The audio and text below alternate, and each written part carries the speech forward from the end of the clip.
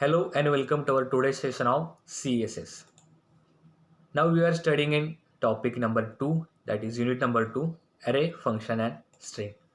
In the recent lectures we have discussed on the function and before that we have discussed on the arrays. In the last session we have completed the discussion on the defining a function, writing a function, adding an argument.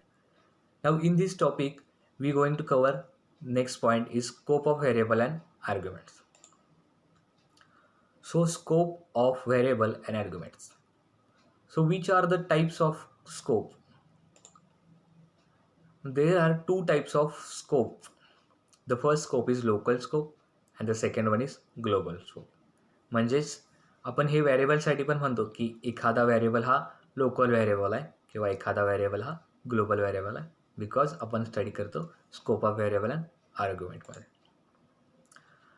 The JavaScript has function scope. Each function create new scope. तर ज्यावेळेला नवीन function एक येणार म्हणजे प्रत्येक function असणार आहे, प्रत्येक जे फंक्शन असणार आहे ते एक स्वतःचा नवीन स्कोप तयार करणार आहे. म्हणजे जेवढे जास्त फंक्शन असणार तेवढा त्या फंक्शननुसार त्याचा स्कोप असणार. म्हणजे तुम्ही एखादं नवीन जर फंक्शन क्रिएट केला तर त्याचा एक न्यू स्कोप तयार होतो. Accessibility and visibility. Scope determines the accessibility or you can say that visibility of these variables. म्हणजे ज्या स्कोपमध्ये तो व्हेरिएबल असणार आहे त्याच्यावर डिपेंड आहे की त्याच्यावर तो कुठे विजिबल असणार किंवा ते कुठून ॲक्सेस करू शकतो आपण तो पर्टिक्युलर व्हेरिएबल त्या स्कोपमधून. Variables define inside a function are not accessible from outside the function. आता एक कंडिशन असे आपल्याकडं की मी एखादं जे व्हेरिएबल आहे तर मी एका पर्टिक्युलर फंक्शनमध्ये मी राईट केलं आहे, मी त्याच्यात डिक्लेअर केलं, पण मला ते जर आउटसाईड ऑफ द फंक्शन हवं असेल तर ते जर लोकल व्हेरिएबल असणार बिकॉज ऑफ ते एका फंक्शनमध्ये यूज केलेलं आहे. पण तेच जर ते ग्लोबल व्हेरिएबल असेल तर ते ऑल ओव्हर प्रोग्राममध्ये यूज करतात. पण ज्यावेळेला लोकल असेल त्यावेळेला जसं आपण इनसाईड द फंक्शन एखादं व्हेरिएबल डिफाईन केलं तर त्या आउटसाईड ऑफ फंक्शन आपल्याला ॲक्सेस करता येत नाही. हे एक रिस्ट्रिक्शन आहे लोकल व्हेरिएबलसाठी, आहे local scope. Variables declared within a JavaScript function become a local to the function. म्हणजे ही जी कंडिशन आपण मगाशी पाहिली की variable defined inside a function are not accessible from outside the function. हे जी कंडिशन आहे ते आपल्याला लोकल फंक्शनसाठी किंवा एखाद्या लोकल व्हेरिएबलसाठी लागू होते. म्हणजे ज्या वेळेला आपण फंक्शनच्या आतमध्ये एखादा व्हेरिएबल डिक्लेअर करणार तर तो त्या फंक्शनमध्येच आपल्याला ॲक्सेस करता येणार, तो आउटसाईड द फंक्शन आपल्याला ॲक्सेस करता येत नाही. हा आहे local scope. Local variables have function scope. They can only be accessed from within the function. आता ज्या वेळेला एखादं व्हेरिएबल हे पर्टिक्युलरली त्या फंक्शनमध्ये आपण डिक्लेअर करतो तर ते जे ॲक्सेस असणार आहे तो त्या पर्टिक्युलर व्हेरिएबलचा त्या पर्टिक्युलर फंक्शनसाठीच असणार आहे. फंक्शनच्या बाहेर तो जो व्हेरिएबल आहे तो आपल्याला ॲक्सेस करता येत नाही. ही कंडिशन आहे आपल्याला लोकल स्कोपमध्ये. Local variables are created when a function start and deleted when the function is completed. आता हे जो स्कोप असणार आहे तो फक्त एका पर्टिक्युलर फंक्शनसाठी असणार आहे. म्हणजेच ज्यावेळेला आपण फंक्शन क्रिएट करतो त्यावेळेला आपण लोकल व्हेरिएबल पण स्टार्ट होतो. म्हणजे at the start of the function we create local variable and similarly ज्यावेळेला आपलं फंक्शन कंप्लीट होतं त्यावेळेला ते डिलीट केलं जातं. Local variable. आता आपण एक एक्झाम्पल घेऊया की आता मी एक फंक्शन डिक्लेअर केलेलं आहे माय फंक्शन. हे आपण कॅमल केसमध्ये लिहिलेलं आहे. त्याच्यामध्ये कर्ली ब्रेसेस एक व्हेरिएबल घेतला आहे कार नेम, त्याला आपण दिलेलं आहे वॉल्यूम. तर हा जो कोड असणार आहे आता code here can use car name. तर हा कार नेम हा व्हेरिएबल आहे, पण हा जो व्हेरिएबल आहे तर मी एका फंक्शनमध्ये लिहिलेला आहे. हा फंक्शनमध्ये लिहिला आहे फक्त याच फंक्शनमध्ये जो मेन आपला फंक्शन आहे माय फंक्शन याच्यामध्येच मी हा व्हेरिएबल ॲक्सेस करू शकतो. आता जर मला ह्याच्या बाहेर म्हणजे याच्या समजा एक वरती मी लिहिलो असं तर code here cannot use car name because when we declare a function, when we declare a variable in particular function, the scope of that variable limited to that particular function. Variables with the same name can be used in different function. तर जसं की आपण एक्झाम्पलमध्ये आपण बघितलेलं आहे की ज्या particular फंक्शनमध्ये जे आपण व्हेरिएबल यूज करतो ते फक्त त्या फंक्शन पुरतंच असतं. मग असं मल्टिपल फंक्शन जर आपल्याकडे अवेलेबल असतील पण आपल्याला सेम व्हेरिएबल यूज करायचा तर त्यासाठी आपण सेम नेमनं आपण व्हेरिएबल यूज करू शकतो वेगवेगळ्या फंक्शनमध्ये.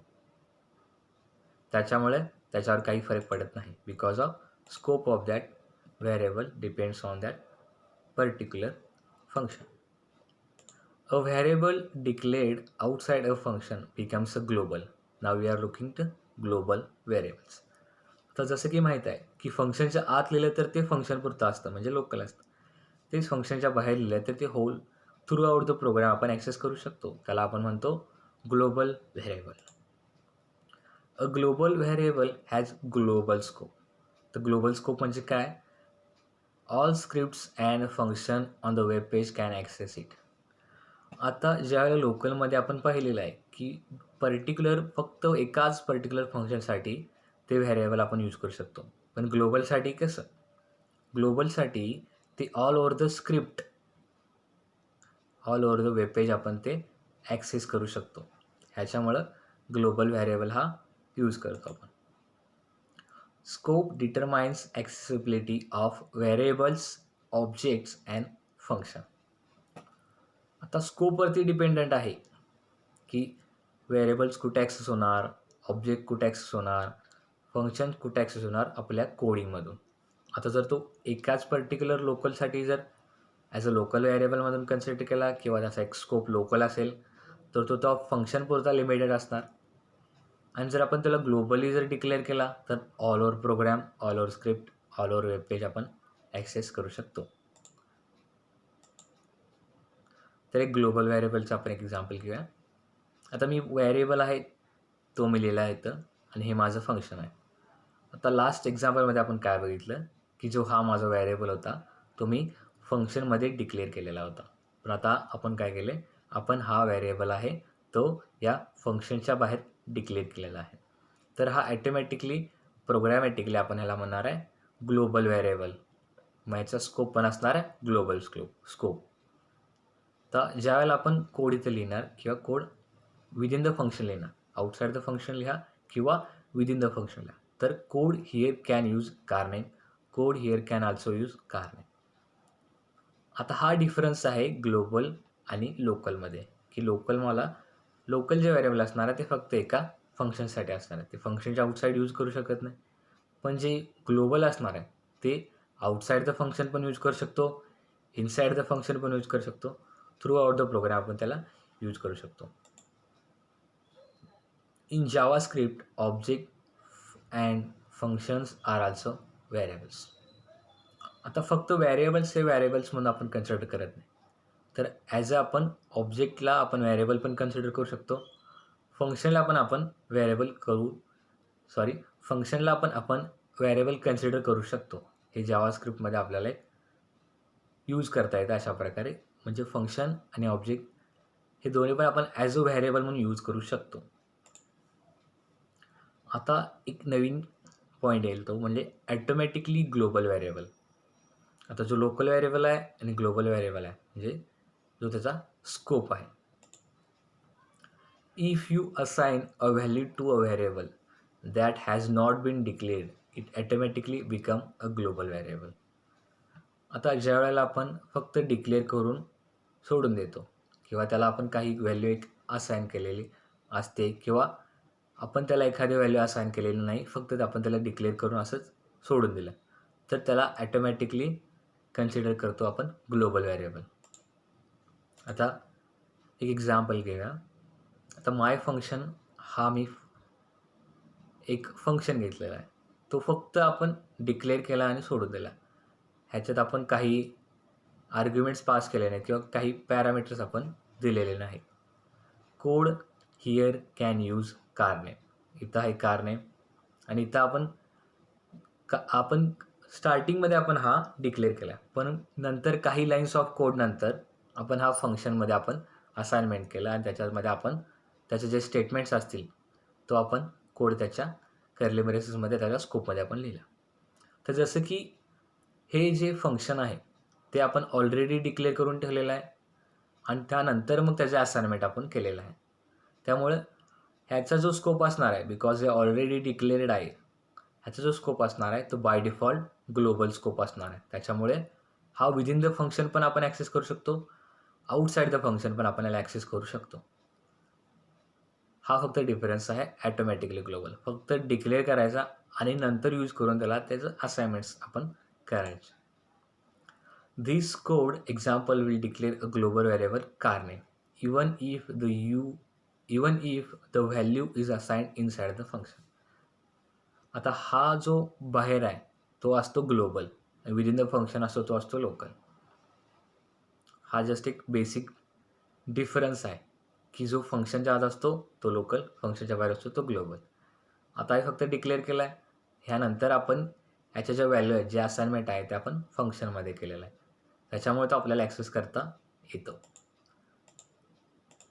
तर आजच्या सेशनमध्ये आपण बघितलेलं आहे की स्कोप ऑफ व्हेरिएबल्स. मग व्हेरिएबल्सचे स्कोप असणार आहेत लोकल, ग्लोबल. हे दोन मेन स्कोप आहेत. त्यानंतर येतो ॲटोमॅटिकली ग्लोबल स्कोप.